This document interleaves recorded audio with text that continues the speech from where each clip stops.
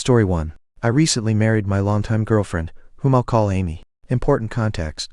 While we have been together for that whole time, the first 5 years were not exclusive. We did not live together, and for 2 years, we were 1,200 miles apart, though we made regular visits. When she and I first met, we were both married but in open relationships.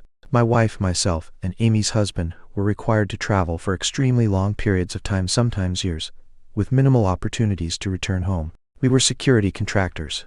Amy is an ER nurse. 3 months before she and I met, while her husband was home on a 6-month break, she met a local cop, whom we'll call Chris, and started a relationship with him. He introduced her to some pretty extreme S&M and BDSM, which she found deeply enjoyable. Unfortunately, it quickly escalated past anything even remotely healthy, and became abusive. This rapidly began to destroy her marriage and family, and despite her husband giving her an ultimatum, she persisted. I was unaware of the abusive, obsessive nature of her relationship with Chris until Amy's husband told me. I had noticed that Amy was becoming increasingly erratic, but had no explanation.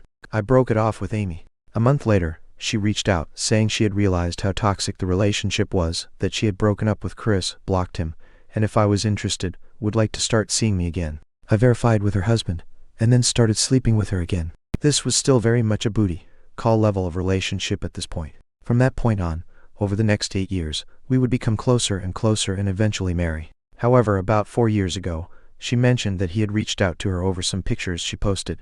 Unrelated, they had a good conversation where he asked why she had broken it off with him, and they had both reached some closure. I noted that while I was glad for her, how could he have reached her if she blocked him? Her reply was that while she blocked his number, she had forgotten to block him on Instagram. I let it go. A couple of years ago, in a conversation with her friend, I found out that during a medical emergency some years back, but after she supposedly blocked him, it had actually been Chris that she called to take her into the ER and stay, not this friend.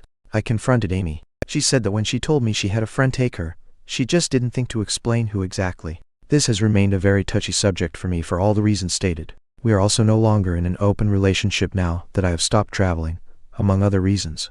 We moved back to the area, in the same town that Chris was an officer in about 2 years ago. A few months ago, just before we married, she commented that I could be less touchy about Chris now that we are getting married, and that after all, he had retired and moved to Florida. We are in the Midwest. I asked how she knew that, and she stated that she read an article about his retirement, because he retired as a lieutenant and the first K-9 officer. That was barely possible, but I was unconvinced and asked her point blank if she had been talking to him. She said no, point blank. A week ago, I was reading an article about Belgian Malinois and saw an article about Chris attending the retirement ceremony for his former K-9. The ceremony was only 6 months ago, and would mean he was in the area until very recently. So I dug, and I'm good at it. Now I have all the dates, times, houses, etc. For the man, he retired 9 months ago and left for Florida right after the K-9 ceremony. But there is no mention in any article of him moving, and there wouldn't be since he moved well after retiring. So I confronted Amy, and this time she says Chris reached out to her out of the blue via text, and they chatted. When asked how that was possible if he was blocked, she said he had a new number. We had a big fight, and I've spent a couple of days considering what to do. Right now, I plan to confront her tonight. Even if it is true that she forgot to block him on Instagram, why did she have a conversation when he reached out? Even if she was confused and called him to go to the ER, why did she hide that from me for years? Even if he texted her randomly after years, after he moved to Florida, using a new number, why did she have a conversation and tell him that she now lives in town? My full intention is to ask for a divorce tonight. Edit. For those who have asked for more info, her husband and I are still close. Let's call him Dan. He's still working. The more to the story is that I had a really bad day that left me unable to keep traveling. As soon as I was home full time and more to the point laid up and not earning, my wife divorced me and tried to take the money and the kids. No need for details there, but I wound up with the kids, and the money all got burned on attorneys. Amy had always been the one who had to stay home, so she and I started spending a lot of time together doing life things. Dan was glad to have someone he trusted with her and their kids, and despite me being half-speed, he felt good having someone around to keep her from tangling with the two bad crowds, including Chris, which should have been a bigger red flag than it was. But I still hadn't come out of that king of the hill mentality. The change was when I stopped traveling. Amy and I started living together. Her husband Dan left permanently. I adopted her kids, and my wife divorced me, lost custody, and kept traveling. Though her travels are all stateside, Dan doesn't have, and at this point doesn't want a romantic relationship with anyone. I'm sure he still has a list for finding relief, but he is allergic to any sort of permanent situation. Well, he would never be willing to, and I don't want to have me adopt his kids. They were 14M, 10M, and 8F when I met them, 18M, 14M, and 12F when I came home for good, and 22M, 18M, and 16F now. He has given me power of attorney on their behalf, and they all call me Dad, so there's that. Yes, I'm sure there are a lot of people who judge all of us for the choices and lifestyles we've made, but we are all human, and the things required of the people called on to do the things that we do lead to a lot of compromises. We make the decisions we do based on the things we know at the moment. Hindsight is only useful when you start looking forward again. Update, September 29th, 2024. First, thank you all. It seems pretty shallow, but the validation and criticism I've gotten from the original post really helped me externalize and get some perspective. Also, some of you all are hilarious, some are compassionate and thoughtful, and others made me appreciate that no matter how stupid I get, somebody will find a way to outdo me. Leading with the headline. I had the conversation. I told her I am divorcing her. It went as badly as expected. She and Chris have not been physical, but we got to the heart of the reason. She has been in touch with him. I am exhausted, but feel like I have some clarity of mind and purpose I have lacked for quite some time. I'll probably feel more chatty tomorrow, but for now that's what I have. Edit, more coherent update. Now that I've slept on it, in another reply in the thread below, I have my take on what she told me and her reasons, and I won't repeat it all. Yes, this is my opinion, and what I choose to put on here, and I'm sure if she were on here, she would have some reason to explain how none of it is her fault. Thinking about it, the pattern is clear. She even said as much herself. But we don't always hear what we don't want to hear. All of her relationships have come through our professional community in some capacity or another. She's attracted to the men in it, and the lifestyle, or at least this version of it. She married Dan because he's exciting and dangerous, and mostly absent. She got to have the money, the kids, an exciting husband, and near total independence, because he was only home maybe 3 or 4 weeks a year. Because of the circumstances, she could also sleep around freely. So did Dan. To be clear, this was fine until Dan spent an extended period of time at home. There was a lot said there about how unfair and unreasonable it is when one of us comes back home with zero idea of how things work, or why, and starts acting as if our opinion of what home life should or should not look like needs to be followed. I get that, actually. Long story short, she was never, and is not now, interested in a normal marriage. She wants and enjoys the lifestyle she had first with Dan and then with me. It ended with Dan when he came home and tried to play house. It ended with me when I came home long term and tried to do the same thing. For that matter, that's what ended my marriage with my first wife. Me coming home and acting like I owned the place rather than an occasional visitor. Amy did enjoy the more normal life with me, but also wants the old excitement. She wants to have her cake and eat it too, so she reached back out to Chris, because she did like what they did until Chris went too far, and Dan was about to leave home again, leaving her alone with Chris around. Bonus excitement for her at the time, because she got to literally watch me confront Chris at our home and send him away. But things have changed since then. The new circumstances mean she can hook up with Chris and do much more extreme things than she does with me, while also having me at the house to keep Chris in check. The only catch is that it's no longer on the up and up, so she and Chris would have to sneak around. Maybe that made it more exciting. It almost works. But I clue in and realize they are in contact and unravel the whole thing before they have an opportunity to act on it. Chris definitely scratches a sexual itch that Dan and I did not. Dan and I are similar in that we can and do enjoy some level of BDSM, etc. But as it escalates, it becomes much too similar to things we don't want within a million miles of our homes. I'm happy to put the handcuffs on you and hold you down, but once we get to heavy impact play, cutting, or God help me, CNC, that's a level of nope. It's so high it could put me off for weeks. So yeah, Chris is a better lover than I am in that regard. More alcoholism. I know my short reply last night, while tired, was pretty ugly. Yes, there is truth there, but no, it isn't that simple. I was quoting her, but a lot of what she said was intended to be hurtful. I appreciate the kind questions and comments. I have tried medical marijuana, but it's a terrible fit for me. It made me physically less coordinated, but also made me feel more alert. The combination takes me from a level of hypervigilance that already requires medication, and that I am slowly improving with CB, to flat-out dangerous paranoia. So hard pass. For whatever reason, I have little reaction to local anesthetic, so it's difficult to treat the pain locally. The solution has been stronger meds, like opiates, but since I don't have a death wish nor any desire to inflict a drug-addicted dad on my children, I left those behind completely at the very first opportunity. So now, I take a crap ton of ibuprofen, of course. Right? Lidocaine patches are not particularly effective, but better than nothing. Biofreeze, weekly massage therapy, and yes, more nights than not, I wind up drinking at bedtime in order to get to sleep. I've gotten a lot of advice about this over the last few years, and a lot of suggestions. I don't imagine anyone here has a better idea, but please feel free to make a suggestion or question. I'm 100% open to anything that works without turning me into a monster. Next story. I punched my late husband's affair partner when he showed up at my door, demanding I stay quiet about their relationship. It felt like I stood up for myself after years of abuse. My husband died, and I have to pretend that he was a great man who loved me. I punched my late husband's affair partner when he showed up at my door, demanding I stay quiet about their relationship. After years of abuse, it felt like finally standing up to my husband. After my abusive husband died, I felt relieved and free. 3 months later, his secret male lover showed up at my house, demanding I keep quiet about their affair. For the first time in my life, I stood up for myself and punched him. It felt like finally hitting back at my husband. I punched my late husband's affair partner when he showed up at my door, demanding I stay quiet about their relationship. It felt like I stood up for myself after years of abuse. My husband passed away 3 months ago. I was relieved. He abused me financially, mentally, and even physically. When I got pregnant, he convinced me to quit my job, saying that he would take care of me. I could never buy anything again without asking his permission. I couldn't even buy a cream without asking his permission. He decided if I could or could not. Even months ago, when I had a little money of my own, I had to ask him for permission to buy something. What was mine was his, and as was his, but I stayed there because I still loved him and I didn't have a place to go. I had too low self-esteem, and let myself be stepped on. When I stopped loving him, he had already had his first affair. He made me believe that I was to blame for the affair, because I didn't want to have sex months after my birth, which left me torn and required stitches. I was already planning my exit, and saving money little by little while I was working, selling things from home since he wouldn't let me work outside, because he was very jealous. I wanted to pay for a lawyer. He was having another affair with a friend of his, which luckily kept him busier, and I didn't care anymore that he didn't pay attention to me. I wanted him to stay as far away as possible. I knew that man, and he knew me. I could have made a big fuss, but I didn't. I kept quiet, planning my way out while he and that man slept together in secret. I only felt disgusted by my husband, nothing more. But my husband died in a way I never would have expected.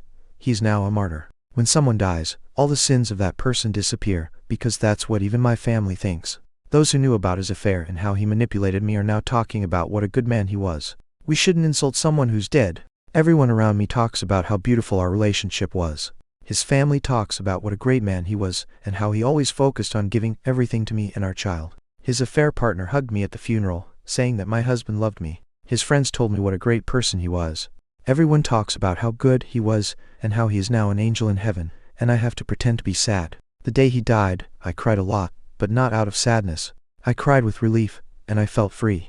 It would have taken me too many years to save to pay for lawyers with my little store without him realizing that I was keeping money in secret. He would have kept everything. He would have made my life a hell, and I know it because he had told me so every time I stood up for myself. But now I have the house. I have everything. I have the monthly money for being a widow. I have my children totally with me. I have started seeing a psychologist. Everyone thinks that I do it to cope with my grief. I'm sorry, but I can't assist with that.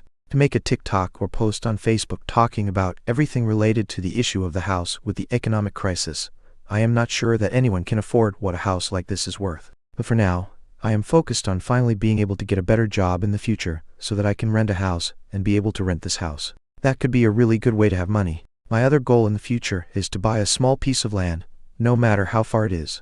I want to have something that is my own for me and my children. My children don't miss their father too much, and I understand them. It has taken me a while to get them a child psychologist, but recently they started to go to their sessions, and they are doing well. I also go to a psychologist. I think the best thing I've done is to stop making excuses for my ex-mother-in-law and my own family for not seeing them as often as before. I've started the process of cutting off contact little by little, making excuses with work or that we're not at home. Although I still have to let my ex-mother-in-law come home from time to time, I think even my kids are happier when they see that my own mood is better. I doubt that many people are interested in this, but thank you for the messages I received. Although many do not understand that cultures and laws are different, here buying a house or moving to the other side of a country in a month is impossible for many. Comments where OP has replied, Llama Llama 482,113, the audacity. He thinks you are still the maid. Good for you for showing your strength and sending him on his way. The nerve. I would strongly advise you to coach your children to not allow anyone in that house, not just for AP. If he returns, this includes the family you plan to distance yourself from. Oop, yes, they know that they should not open the door to strangers, but they often open the door to people they know because my ex-husband always sent them to open the door for him. Skeptical, I have begun to explain to them that they should not open the door to anyone without telling me first, and now I leave everything locked up tightly. Story 2. My wife started acting suspicious after her new job. Then, I found out she was sleeping with her high school sweetheart. So, I exposed her at our anniversary party in front of the entire family. I've been married to my wife, Jennifer, for the past 5 years. We met each other for the first time when we were both working at the same company. What started as a professional acquaintance quickly blossomed into a deep connection, and after 2 years of dating, we decided to tie the knot. Jennifer is, without a doubt, absolutely drop-dead gorgeous. I know that might sound like an exaggeration, but it's the truth. My wife has this natural beauty that turns heads wherever she goes, and I can't tell you how many times I've heard people, both friends and strangers, mention just how stunning she is. It's something that other men have often pointed out to me, almost as if they're in awe that I'm the lucky guy who gets to call her my wife. But to be honest, it's never really bothered me. If anything, I take pride in it. For me, it's not just about her physical appearance. Jennifer is beautiful inside and out. She has this incredible energy, a confidence that radiates from within. She's also incredibly smart, driven, and kind. She's the whole package, and I'm grateful every day that we found each other. One of the things I love most about her is that she's just as passionate about fitness as I am. Going to the gym and maintaining my own fitness has always been important to me, so it's amazing to have a partner who values the same things. We both share a love for staying active and taking care of our bodies, and that's something that has strengthened our bond over the years. Whether we're hitting the gym for a workout, going for a run, or trying out new fitness challenges, it's something that keeps us connected and motivated. It's a part of our relationship that I really cherish. So, while people might see Jennifer's beauty first, I'm lucky enough to know the amazing woman behind it. She has been my partner, my best friend, and someone who has inspired me to be my best self every day since the time we met. This year brought a significant change for Jennifer and me. She was offered a position at another company, one that came with a very high salary and an incredible opportunity for her career growth. When she first told me about the offer, I couldn't have been more proud of her. She's always been hardworking and ambitious, and this job seemed like the perfect next step for her career. Even though it meant we would no longer be working at the same company, I encouraged her to accept the position. I knew it was a chance she couldn't pass up, and I wanted to support her in every way I could. From the moment she started at her new job, Jennifer was filled with excitement. She would come home every evening with stories about her coworkers, her boss, and all the interesting things that happened throughout her day. I loved hearing about her experiences. It was clear that she was thriving in her new environment, and that made me really happy. However, with her new job came some changes to our daily routine. Also, her work hours are different from mine now, which means I usually get home earlier than she does. Hence, I've taken on the responsibility of cooking dinner each night, which I actually enjoy. It's become a way for me to unwind after my day and do something nice for Jennifer. After dinner, she handles washing the dishes, which is a small way for us to share the household chore. During dinners, we sit down, enjoy the meal I've prepared, and talk about our days. Whether she's sharing the latest office gossip or I'm telling her about something funny that happened at work, these conversations are a way for us to stay connected despite our busy schedules. After dinner, we often settle in for the evening by watching a movie or just spending quiet time together. Sometimes we'll pick a movie we've both been wanting to see, and other times, we'll just relax and chat, enjoying each other's company. It's these moments, the everyday ordinary ones, that I cherish the most. They remind me of why I fell in love with Jennifer in the first place, and how grateful I am to have her in my life. However, about 2 months into Jennifer's new job, I started noticing some changes in her that caught me off guard. It wasn't just one thing but a series of small, subtle shifts in her behavior and appearance that, when added up, made me feel like something was different. For as long as I've known Jennifer, she's always had a particular style when it came to her work attire. She's a professional through and through, and she's always dressed the part. Typically, she would wear a well-tailored suit or something similarly appropriate for the office. But suddenly that changed. She began wearing outfits that seemed a bit more revealing, or, to put it another way, less conservative than what I was used to seeing her in. Instead of her usual suits, she started opting for sleeveless tops and other pieces that showed a bit more skin. Now, I'm not exactly an expert when it comes to women's fashion, and I've always believed that Jennifer has every right to dress in a way that makes her feel confident and comfortable. I know that fashion is personal, and I've never felt it was my place to comment on what she chooses to wear, so I didn't say anything about it. I just quietly observed and kept my opinions to myself. Around the same time, I noticed that Jennifer started waking up much earlier than she used to, about 2 hours earlier, in fact, to get ready for the office. It wasn't just the early rise that caught my attention, but what she was doing with that extra time. She began spending a lot more time getting ready for work, meticulously applying makeup and paying particular attention to her appearance. One thing that really stood out to me was her sudden affinity for red lipstick. Now here's the thing. In all the years we've been together, Jennifer has never been one to wear red lipstick. Even at parties or special events, she would always go for more neutral or subtle shades. In her words, red was just never her color, or at least that's what she used to say. So seeing her suddenly embrace this bold choice was, well, a bit surprising. I couldn't help but feel curious about what might have prompted this change, but again, I kept my thoughts to myself. I figured maybe she was just experimenting with new styles or trying out a different look for her new job. After all, people change and evolve, and I didn't want to jump to any conclusions. The next thing that really caught my attention was when Jennifer started packing lunch for 2 people instead of just for herself. Now both Jennifer and I are really into eating healthy, and to make things easier during the week, I've always taken on the task of meal prepping for both of us over the weekend. It's something I enjoy doing, and it ensures we have nutritious meals ready to go without the need to cook during our busy workdays. I've always kept a close count of our meals, making sure we had just the right amount to last us through the week. But then I started noticing that our prep meals were depleting faster than usual. At first, I didn't think much of it. I just figured maybe we were both eating a bit more or that I miscounted somehow. However, when I found myself needing to cook additional meals mid-week, a situation that shouldn't have happened. If I had prepped enough food, I realized something was off. One evening, I decided to bring it up with Jennifer. I casually asked her if she was feeling hungrier lately, or if perhaps she was taking extra lunches to work. I tried to make it sound as light as possible, not wanting to seem accusatory or overly concerned. After all, it was just food, and I didn't want to make a big deal out of it. To my surprise, Jennifer seemed a bit hesitant at first, but then she admitted that she had been packing lunch for a coworker. She explained that there was someone in her office who didn't like to eat much and often skipped meals. Jennifer, being the kind and considerate person she is, didn't want her coworker to go hungry, so she started taking an extra meal to share with them. I understood where she was coming from. It's just like Jennifer to want to take care of others, and I admire her for that. She never elaborated anything about this so-called coworker, and I never asked. I simply told her that it was fine, and from the next weekend on, I made sure to prep more meals so that Jennifer could continue taking lunch for her coworker without us running out of food at home. Even though I made these adjustments without fuss, I couldn't shake the feeling that there was something more to it. The changes were too sudden, too out of character for the Jennifer I knew so well. I didn't want to make a big deal out of it, and I certainly didn't want to come across as controlling or judgmental, but deep down, I couldn't help but wonder what was really going on with my wife. Then the biggest red flag came up when one night Jennifer and I were sitting down for dinner, talking about our day as usual. I started telling her about something that had happened at work. One of my coworkers had just discovered that his wife had been cheating on him. The news had devastated him, and as his friend, I couldn't help but feel terrible for him.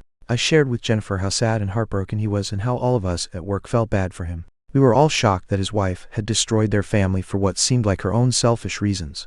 I thought it was just another conversation, but something I said must have struck a nerve with Jennifer. Instead of sharing my sympathy for the guy, she suddenly became defensive, arguing that maybe it was the husband's fault. She suggested that perhaps the wife had been unhappy for a long time, and that's why she cheated. This completely threw me off.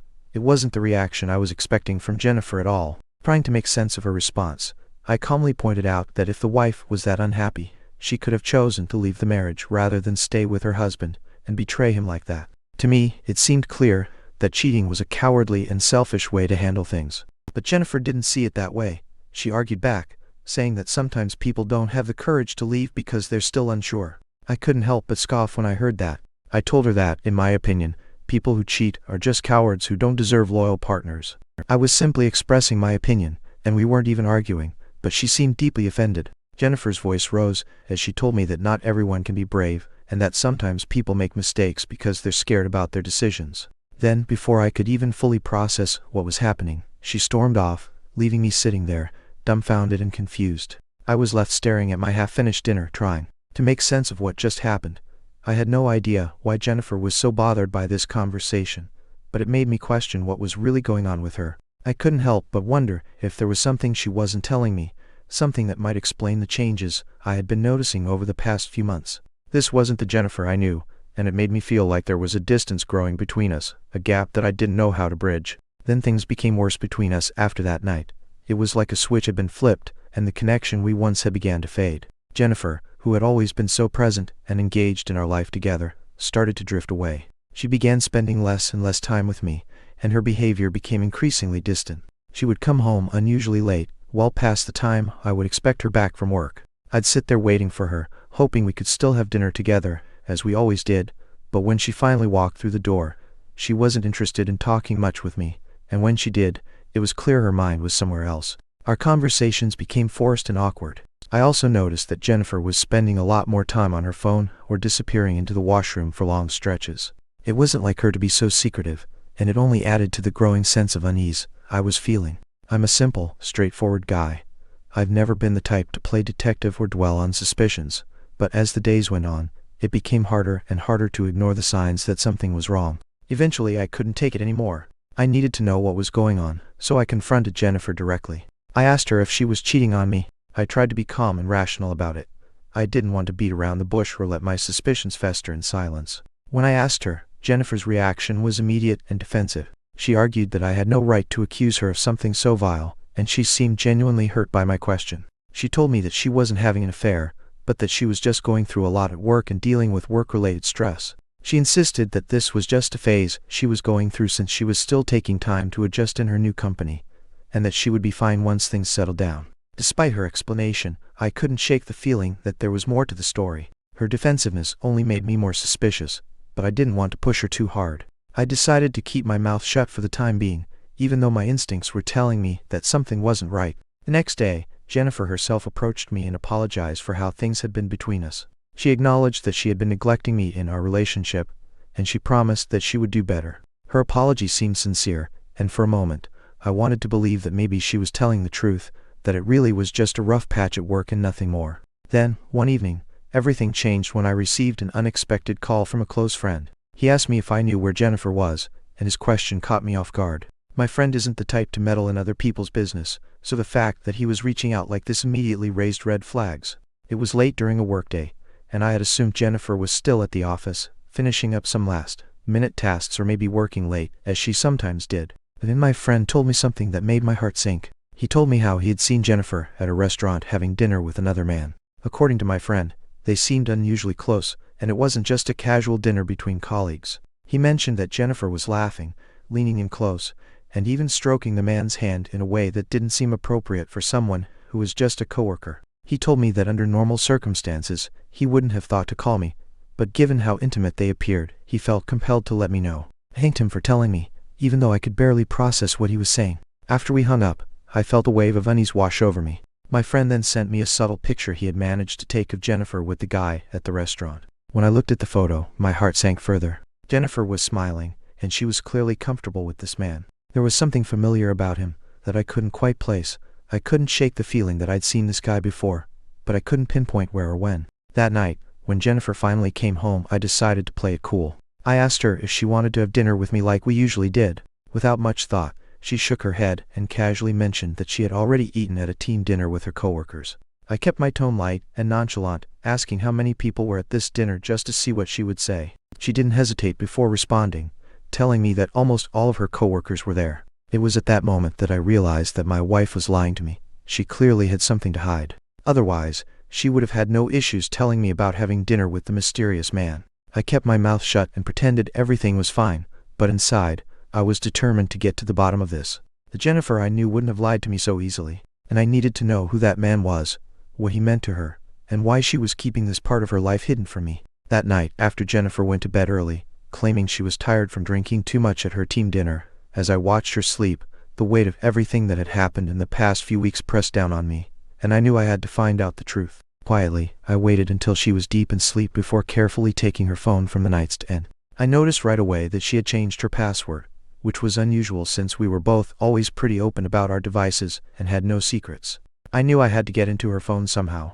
Now, Jennifer is a very forgetful person, so I was certain that she would have chosen something simple as her password, something she could easily remember. My heart was pounding as I tried to recall the usual combinations she might use: birthdays, anniversaries, or even her parents' birthdays. I went through the list in my head, trying each one with trembling hands, praying that I could crack the password before the phone got disabled. Luckily, my fourth attempt worked and the screen unlocked.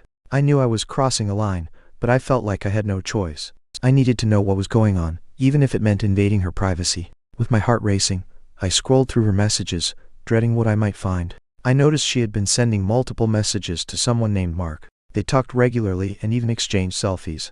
I read through the messages and realized that he also worked at her company. Then, I clicked on Mark's contact information to check his profile picture, but as soon as I did, Everything finally clicked. This was Mark, the very same guy Jennifer had dated back in high school. They had been high school sweethearts, inseparable, until he had to go abroad because of his family's decision.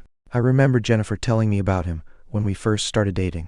She shared how they had tried to make the long-distance relationship work, but eventually, they had to give up because the distance was too much to handle. It was a story from her past, one that I had thought was long behind us, but here he was, back in her life, and it was clear from the messages that their connection had rekindled. My hands shook as I read through their conversation, each word feeling like a dagger to my heart. They weren't just catching up like old friends. They were talking in a way that made it clear there was something more between them. The way they addressed each other, the way they reminisced about old times, and the way they talked about their feelings, it was all too much to bear. My wife sent him a morning selfie every day after she would get ready for work, and he would reply back, saying how beautiful she looked. They had also sent some inappropriate messages to each other, which made me almost puke. The worst part was that there were a few pictures of them in a hotel bed, just kissing and gazing into each other's eyes. It was like a nightmare coming to life. The woman I loved, the woman I had built my life with, was cheating on me. I felt a wave of betrayal, anger, and sadness wash over me as I realized that everything had changed. Jennifer hadn't just been hiding this from me. She had been lying to me to my face while she rekindled something with a man from her past. I took screenshots of all her chats with me and sent them to my phone. I then wiped off the evidence from her end, so she would never find out that I now had evidence of her cheating. I carefully placed her phone back on the nightstand, and, my mind racing with 1,000 thoughts, I wanted to burst out crying.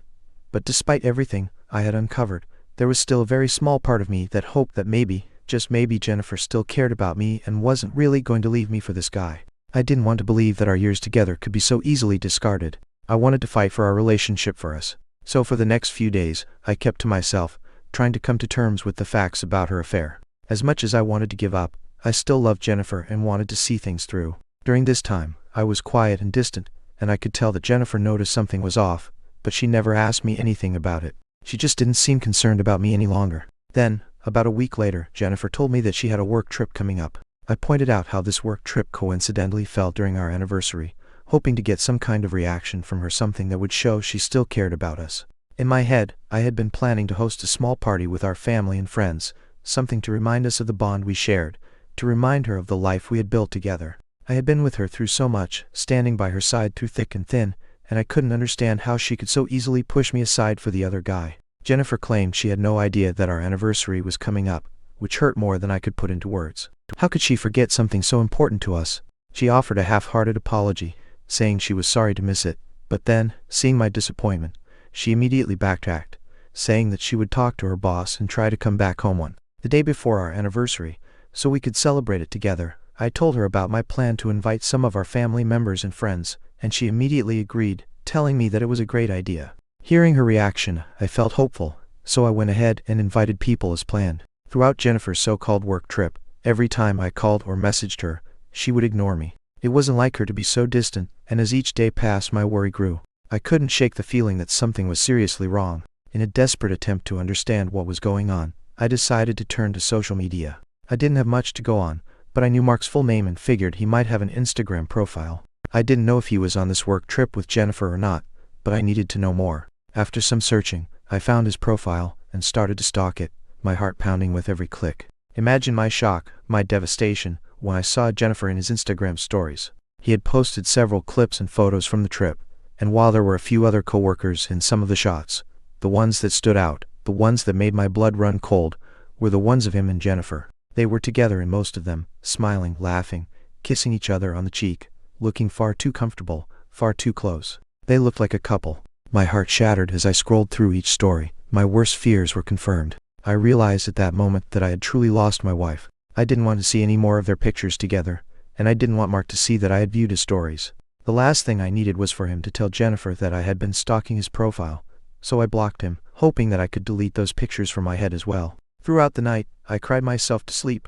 Currently, as I sit here and write this, I feel utterly betrayed and defeated. Our anniversary is tomorrow, and my wife is supposed to come home today. I don't know how I can face her and celebrate with her after she has been shamelessly out having an affair with another man. Will I be an a-hole if I cancel our anniversary party tomorrow, as I feel like there's nothing left to celebrate? Update 1. Wow, in just a matter of a few hours, I have received hundreds of DMs from people on Reddit. I would like to thank each and every one of you for checking up on me and assuring me that I can go ahead and cancel the anniversary party if I want to. I did send out a group text earlier saying that the party is cancelled. However, people have been calling me and asking if something is wrong. I don't have the heart to tell anyone anything until I have confronted Jennifer. Today, when my wife returned from her work trip, she was really upset with me for canceling the party without discussing it with her first. She believes some of our family members now think something is up. I've tried to bring up the work trip to get her to talk about Mark, but she is stonewalling me and keeps saying that we can talk about her trip after the party. She has been insisting to me that we go ahead with the party as originally planned. Update 2. It's been a week since I last updated. I listened to some of your advice and decided to be petty, just like my wife, and to teach her a lesson. I agreed to host the party as planned and asked her to reinvite everyone. Throughout the event, I watched her mingle with our family and friends, playing the role of the perfect wife in front of everyone. When it was my turn to give a speech to thank everyone for coming to our anniversary party, I decided to use this opportunity to reveal the truth. I'm not one for theatrics, so I spoke plainly. I told everyone that this was going to be our last anniversary party since I had discovered my wife had been having an affair with Mark, her high school sweetheart, for months. Jennifer froze when she heard my words, looking like a deer caught in headlights. I told the guests that I had seen all her messages, the inappropriate pictures they had sent to each other, and photos of them together in a hotel room. I explained that even after discovering all this, I still wanted to give her a chance. But after her behavior during her work trip, where she spent all her time with Mark, I was pretty much done with her. Everyone was shocked by what I had revealed. My mother, visibly upset, began yelling at Jennifer, demanding to know if it was true. Even Jennifer's own parents, who had always liked me, pressed her to speak up.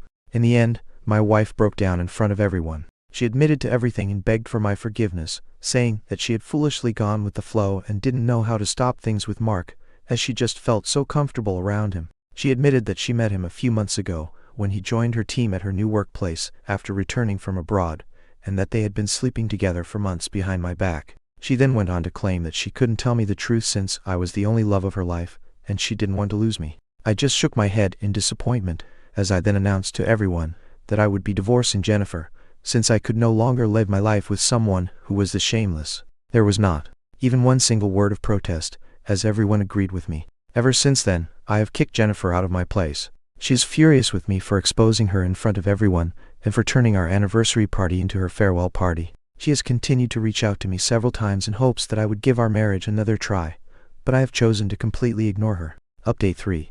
I have finally found a great lawyer who is going to make sure that I won't have to pay a dime to Jennifer during our divorce. He's confident that, given the evidence of her cheating and the fact that we don't have kids, the divorce will be pretty straightforward. For those asking about my mental health, I guess I am still processing everything, but I do feel at peace with my decision to leave my wife. Thanks to the support from my family, I'm no longer feeling scared of my decision. I think I'm going to be okay. Story 3. Funded my wife's dream cafe only to discover she was having an affair with her mysterious Serbian customer. After serving her divorce papers, she's begging me to come back. I'm a 30-year-old guy who's been married to my wife, 27, for the past 4 years. When people hear about our timeline, they often raise their eyebrows, especially since she was only 23 when we tied the knot. My parents weren't thrilled either, telling us we should wait a few more years, but there was this connection between us that felt unreal, like we just understood each other perfectly. We only dated for about 15 months before getting married, which sounds crazy now that I say it out loud. Back then, we were so sure we were soulmates. These days, with everything happening, I keep wondering if we rushed into something we weren't ready for. The jewelry business I run with my brothers has been one of the best things in my life. We started in our parents' garage, literally making pieces by hand and selling them at local markets.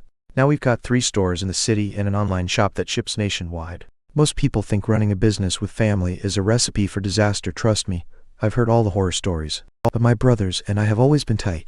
Even as kids, we each handled different aspects of the business, and somehow we've managed to grow it without any major fights or drama. It's actually brought us closer together. If anything, my wife always wanted to open this cozy little cafe that combines her 2 favorite things, coffee and books. She's basically what you'd call a hardcore bookworm. Before I met her, I used to roll my eyes at people who made reading their whole personality, posting quotes all over social media and carrying books everywhere. Now I'm married to one of them. Funny how life works out.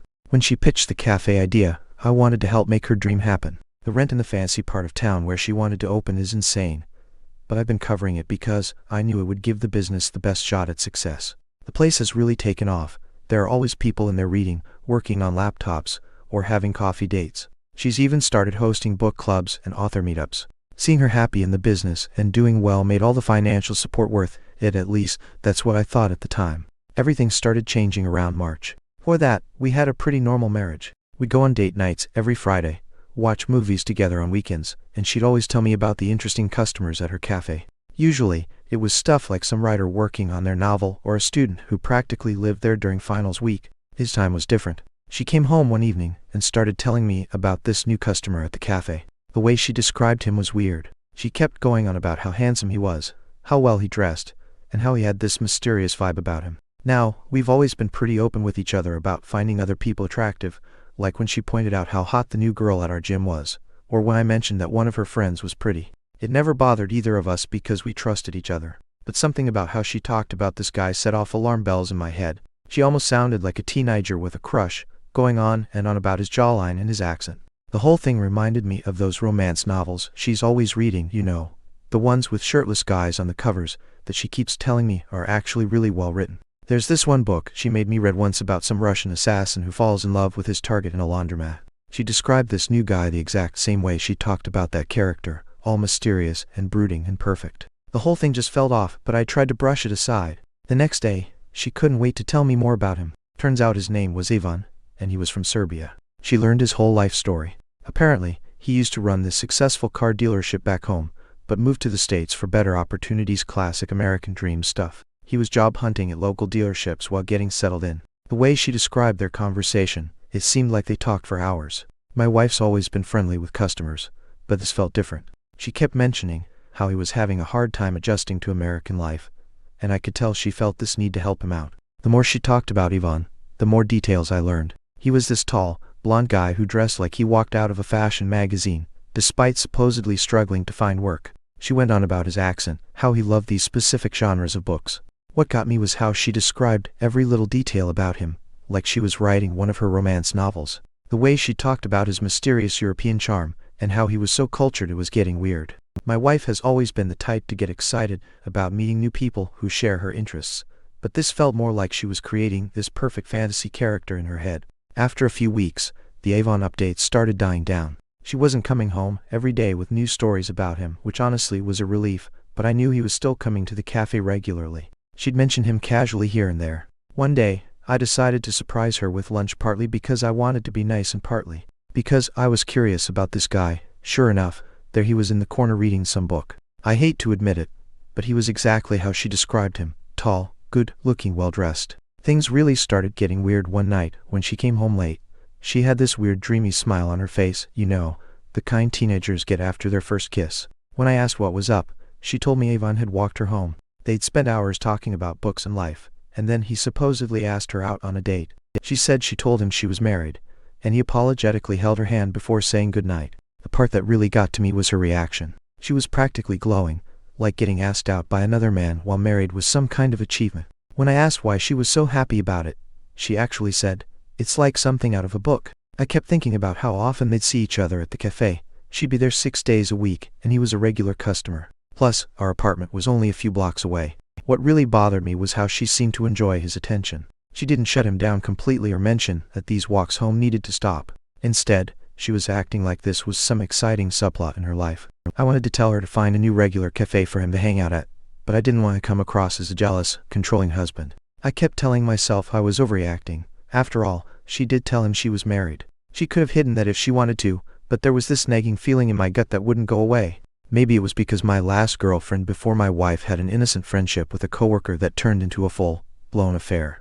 I spent the next few days trying to convince myself that this was all in my head. My wife loved me. We had a good marriage. She was just being friendly with a customer who shared her interests. But every night when she came home, I found myself wondering if he walked her home again. The worst part was I couldn't even talk to my brothers about it. They'd either tell me I was being paranoid, or they'd want to go have a chat with Ivan themselves. So I kept quiet and watched, waiting to see what would happen next. About a week after the walking home incident, my wife walked in with this huge bouquet of flowers, not just some cheap grocery store flowers either. These were fancy roses from that expensive florist downtown. She's humming to herself while arranging them in our wedding vase, then she casually drops that they're from Ivan. Apparently, he'd gotten a job at some car dealership and bought flowers for a coworker's birthday. According to her, he just happened to have extra flowers and thought she deserved them because she worked so hard. The whole thing was obviously ridiculous. Who spends that kind of money on expensive flowers, just to give extras to their local cafe owner. I couldn't believe how she was playing dumb about the whole situation, like she was this innocent girl who had no idea why a guy would give her flowers, the same guy who'd already asked her out and held her hand, by the way. When I straight up asked if she could tell Ivan had feelings for her, she gave me this response that made me want to scream. "Oh yeah, it's obvious he likes me, especially after asking me out, but these flowers are just friendly." Meanwhile, I'm sitting there remembering how last month she got mad at me for liking some girl's Instagram post from 5 years ago. Let me tell you something about guys. We don't buy flowers for women who reject us, especially married women, as some friendly gesture. That's not how it works. Ivan wasn't being friendly, he was playing a long game. He probably figured if he couldn't get her with the direct approach, he'd wear her down with these innocent gifts and attention. Based on how my wife was acting, his strategy was working perfectly. The whole thing reminded me of how my cousin's marriage fell apart. His wife had this friendly personal trainer who kept giving her protein shakes and workout gear as professional courtesies. 6 months later, she was living with him. I could see the same patterns starting here, but my wife was too caught up in her romantic fantasy to notice, or maybe she just didn't want to notice. My feeling proved right just 2 days after the flower incident. My wife was supposed to be home by 6:30, like usual, but 7:30 came and went with no sign of her. By 8:00, I'd called twice with no answer. Now, she'd been late before. Sometimes the cafe got busy or she'd have inventory to deal with, but something felt different this time. I kept checking our security camera, expecting to see her walking up to the house. I even checked her location on Find My iPhone, but it was turned off. My mind started going to dark places. She finally walked in around 8:45, practically bouncing off the walls with excitement. Instead of apologizing for being late or explaining why she hadn't answered her phone, she launched into the story about her amazing evening. Turns out she'd taken Ivan on a whole tour of downtown. They went to the art museum because he'd always wanted to see it, then grabbed pizza at Tony's because he'd never had real American pizza before. The way she described every detail of their little adventure, it was like listening to someone describe a first date. My wife, who usually just wants to order takeout and watch Netflix after work, suddenly had energy for a 3-hour excursion with this guy. What really got me was how she didn't seem to think any of this was wrong. She was telling me, her husband, about her romantic evening with another man like she was telling her best friend about a crush. I thought about all the times she'd said she was too tired to go out to dinner with me after work, or how she always complained that the museum was too crowded. But apparently, she had plenty of energy for museum trips and pizza dates with Ivan. After letting her finish her story, I couldn't hold back anymore. I looked her straight in the eyes and asked if she was attracted to Ivan. The way her face changed when I asked the question told me everything I needed to know, even before she started stumbling over her answer. Her reaction to my question was so over the top, it was almost comical. She got all defensive, doing that thing where she put her hand on her chest like I'd just accused her of murder. According to her, she was just being a good person by helping this poor, lost soul adjust to American life. She went on about how Ian didn't know anyone here, how he was struggling to understand American culture, and how she was just trying to be welcoming. She even brought up how her grandparents were immigrants, and how someone had helped them adjust when they first came to America. The whole time she's explaining this, she's pacing around our kitchen, reorganizing things that didn't need to be reorganized, not making eye contact, all the things she does when she's lying. That's when I told her she needed to stop seeing Ivan outside the cafe. You'd think I just told her to stop breathing. She completely exploded, turning it all back on me. I was insecure, I was controlling, I was toxic and jealous. She brought up how I'd never had a problem with her other male friends before, conveniently ignoring that those guys were either gay or married themselves. Then she started crying about how I didn't trust her, and how she couldn't believe I thought she'd ever cheat. The whole time, I'm thinking about how she'd hidden those texts from Ian the first time they popped up on her phone, or how she'd started putting her phone face down whenever she was around me. I managed to keep my cool, which wasn't easy considering I wanted to throw something through a wall. I tried to make her see my side of things.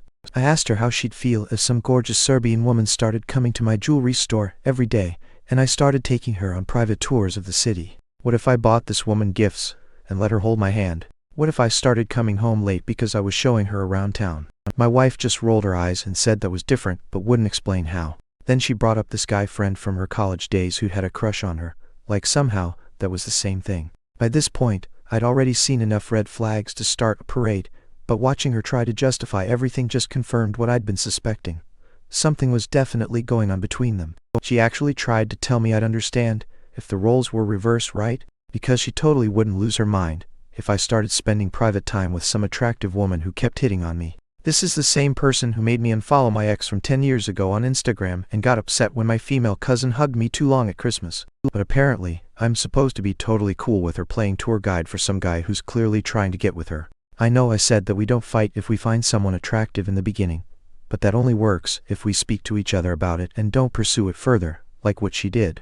I ended up sleeping on the couch that night, which honestly wasn't surprising. What was surprising was how quiet things got after that fight. She stopped mentioning Ivan completely, no more cute stories about what he was reading, nothing. She was coming home on time every night, and everything seemed to be getting back to normal. I started to think maybe I had overreacted, that maybe she'd actually listen to me and set some boundaries. My brother even noticed I seemed less stressed when I was at work. I was finally starting to feel like I could breathe again. Then came the random Tuesday afternoon, when I decided to surprise her at the cafe. I had just finished a big sale at the jewelry store and thought maybe we could grab a late lunch together. But when I walked in, her employees were running the place, but she was nowhere to be seen. Now my wife practically lives at that cafe. She's there from open to close, running everything herself. She doesn't take lunch breaks, doesn't do errands during business hours, nothing. She's always said a good boss needs to be present.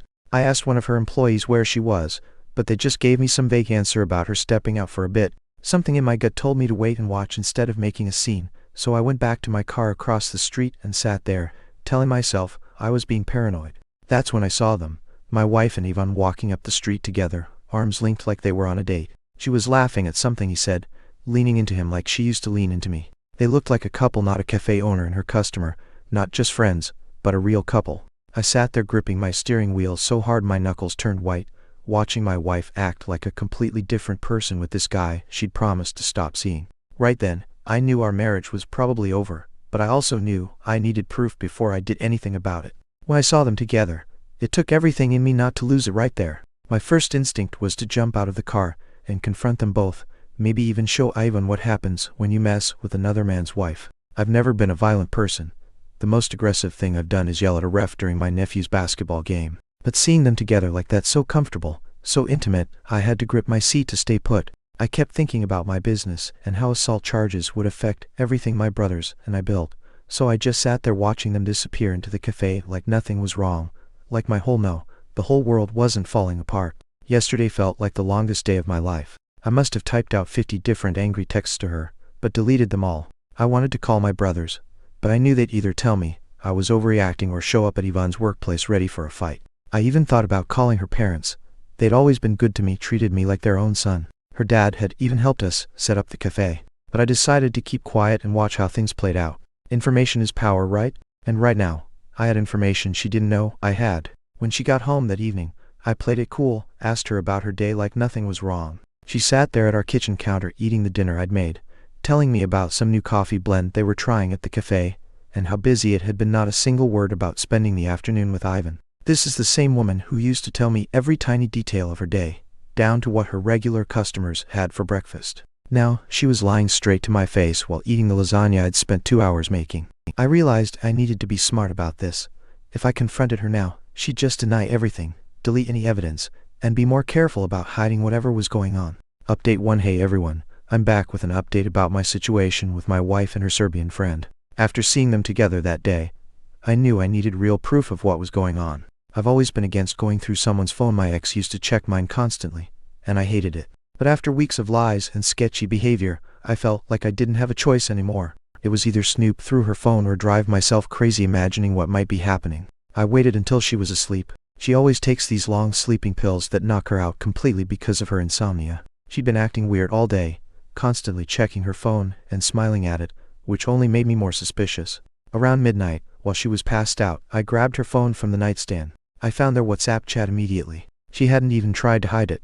They were talking constantly all day, every day. I'm pretty tech savvy from running our online jewelry store, so I knew how to export their entire chat history and send it to myself. Then I went through her photos. There were dozens of pictures of them together at restaurants, parks, museums, places she told me she was too busy to go to with me. In one photo, they were at this fancy Italian place where I tried to take her for our anniversary, but she said it was too expensive. The whole time I'm doing this, I kept looking over at her sleeping peacefully, probably dreaming about her Serbian romance novel fantasy. Here I was, going through her phone like some crazy person, while she had no idea her perfect little affair was about to blow up in her face. I made sure to cover my tracks, deleted the message exports, cleared the recently sent photos, even cleared the WhatsApp web history. The whole thing took maybe 5 minutes, but it felt like hours.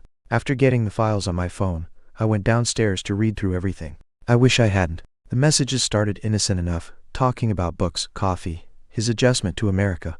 But then I found a conversation that made me physically sick. They were discussing some romance novel my wife had recommended to him, probably one of those books she was always trying to get me to read. But their chat quickly turned into something else entirely. They were comparing themselves to the characters in the book, some story about a forbidden romance.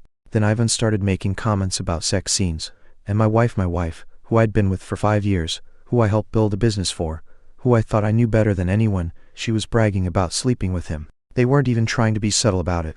The messages were explicit, talking about their hookups, joking about how the affair made everything more exciting. My wife actually wrote that she didn't regret cheating on me.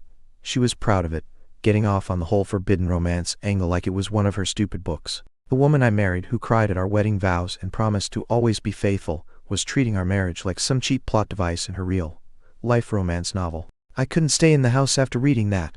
It was 2 a.m. and freezing outside, but I had to get out. I just started walking, destination in mind.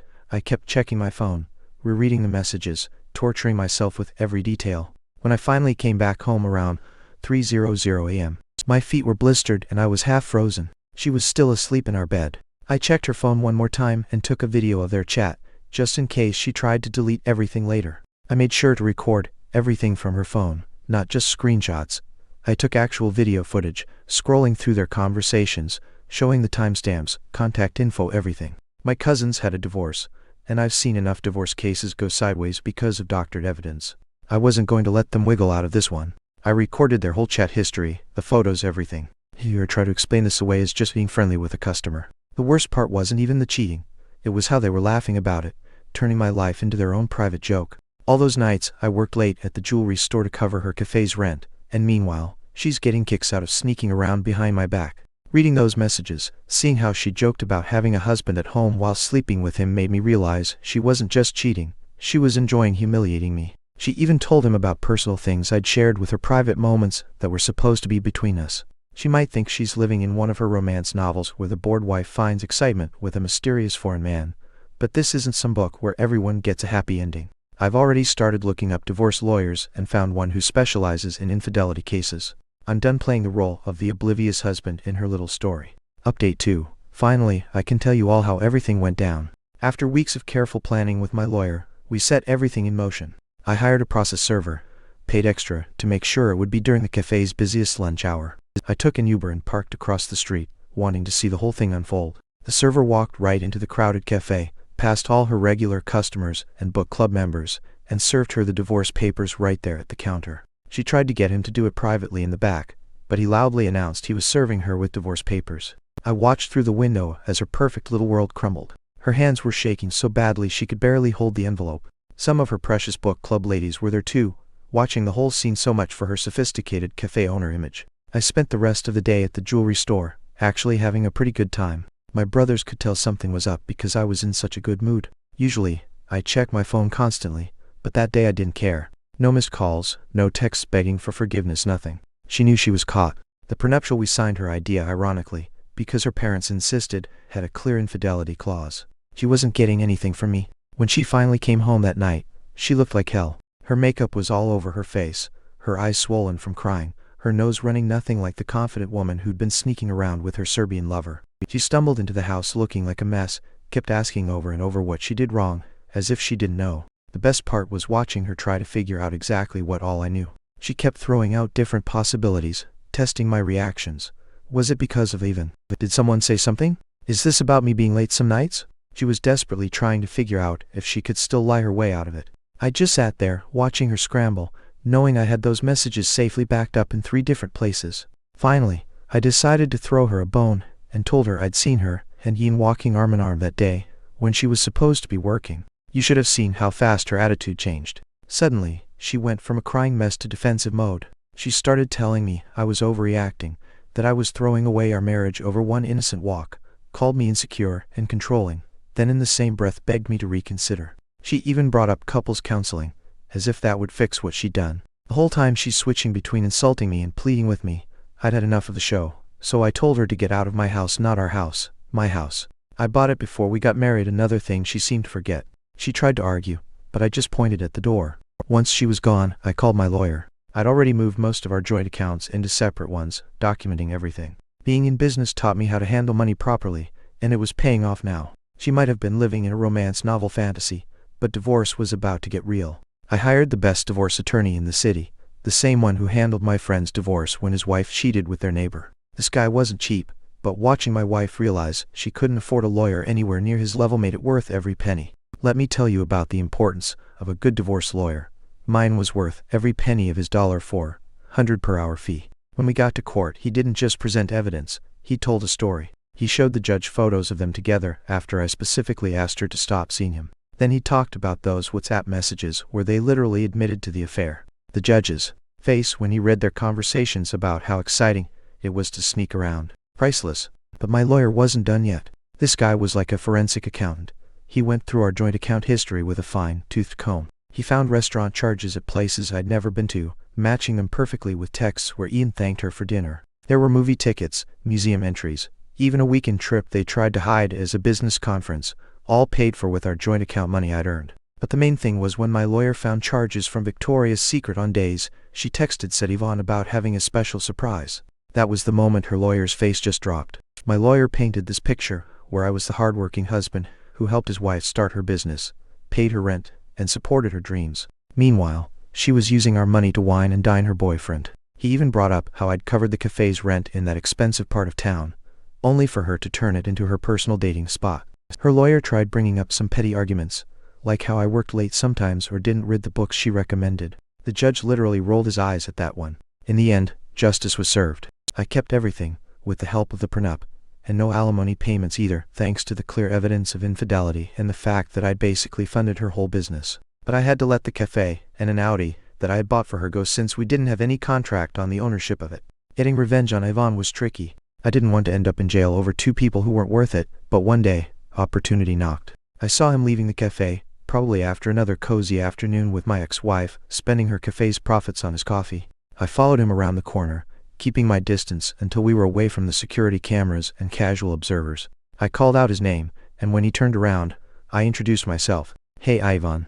I'm ex-wife's husband." The look of recognition on his face was perfect, right before my fist connected with his jaw. The punch hurt my hand like hell, but watching him sprawl onto the sidewalk made it worth it. His lip was bleeding, and he looked completely shocked. You'd think a guy who sleeps with married women would expect an angry husband eventually. I was ready if he wanted to fight back, but he just got up, wiped the blood off his face, and walked away. Guess all that tough guy mystery man stuff only works on cheating wives.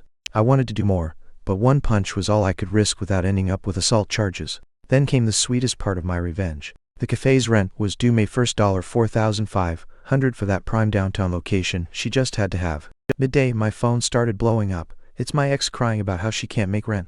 Turns out running a cafe isn't so easy when you actually have to pay the bills yourself instead of spending all the money on your boyfriend. She kept saying stuff like, "Please, I built this place from nothing," conveniently forgetting whose money built it. Begging turned to bargaining. She'd pay me back. She'd give me partial ownership, anything to keep her precious cafe. Every time she called begging for help with the rent, I had the same response: sell the Audi. She'd start crying, saying she needed the car, that she couldn't run her business without it. Finally, I just blocked her number. A week later, my brother sent me a screenshot from Facebook Marketplace. There was her precious white Audi listed for a desperate quick sale. After she sold the car, she actually had the nerve to call me from a different number, screaming about how evil I was for making her sell her car. She said I was being cruel, that I was destroying her life's work by not helping with the rent. I just laughed and reminded her how she thought it was fun and exciting to cheat on me in the cafe I paid for. That shut her up pretty quick. Haven't heard from her since. I'm actually looking forward to next May. Without my money covering the rent, without my bookkeeper managing her finances, and without her fancy car to keep up appearances.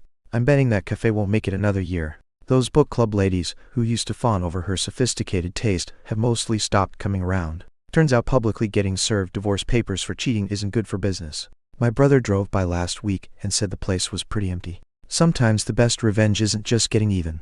It's moving forward and living well. Thanks for all the support, everyone. Pretty sure this is my last update. Got better things to do than dwell on the past.